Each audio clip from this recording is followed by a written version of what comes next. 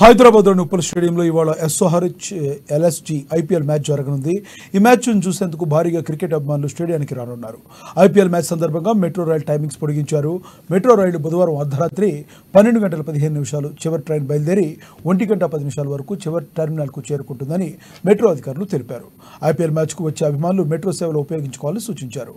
Uppal stadium, ఎంజీఆర్ఐ స్టేషన్స్లో entry, మిగతా స్టేషన్స్లో exit మాత్రమే ఉండనుంది. అయితే ఈ రోజు కూడా హైదరాబాద్లో వర్షాలు పడే అవకాశం ఉంది. కాబట్టి ఐపీఎల్ మ్యాచ్ నిర్వహణపై సస్పెన్స్ కొనసాగుతుంది. మెట్రో అధికారులు మాత్రం టైం పొడిగింపు ప్రకటించారు.